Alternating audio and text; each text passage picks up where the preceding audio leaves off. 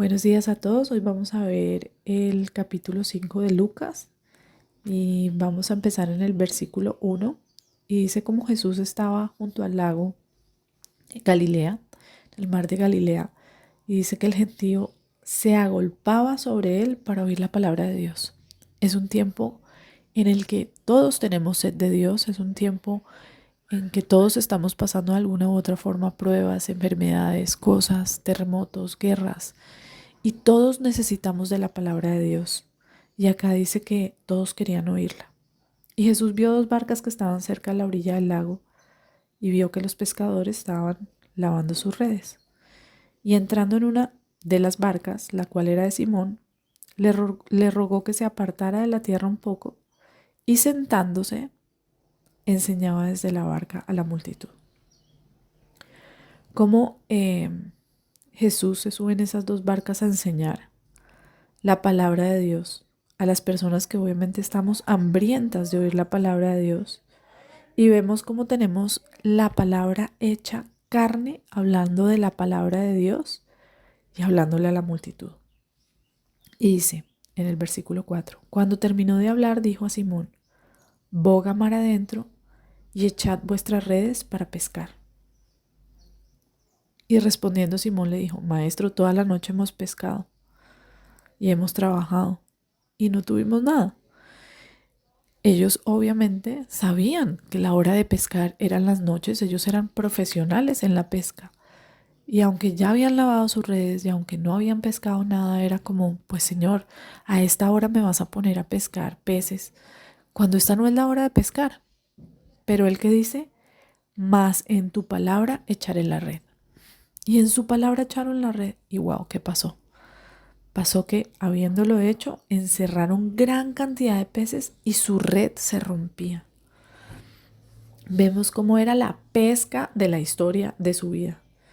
Cómo habían hecho el mejor negocio de su vida lo habían hecho en ese momento, a través de su palabra.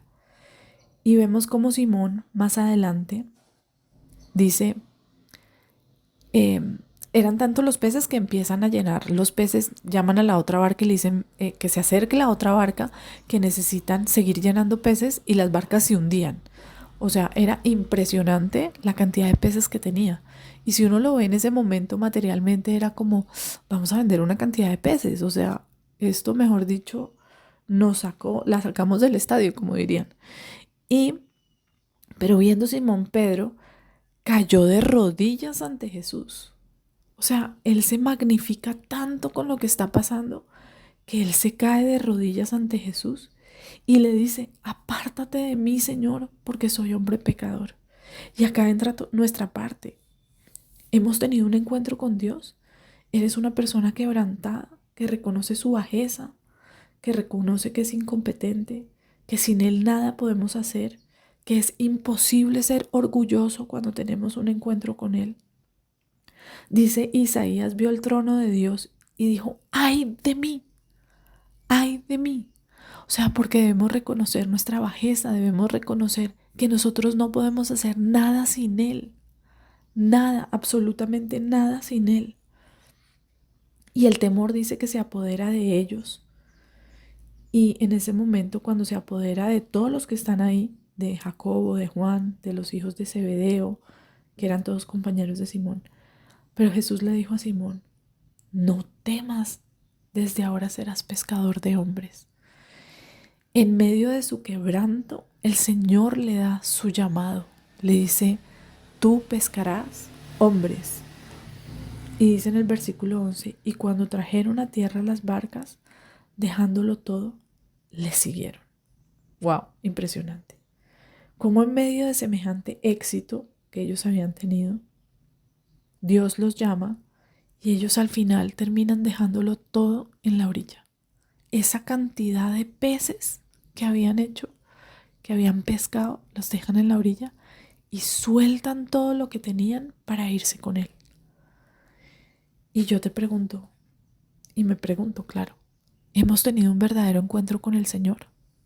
Donde reconocemos nuestro orgullo, donde reconocemos que separados de Él no podemos hacer nada, donde hemos podido determinar que la vida se trata de Él y no de nosotros, porque sin Él no podemos hacer nada. Y Señor, yo te doy gracias, Padre Santo, por esta palabra. Yo te doy gracias, Señor, porque una vez nos encontramos contigo, podemos dejarlo todo por ti, Señor.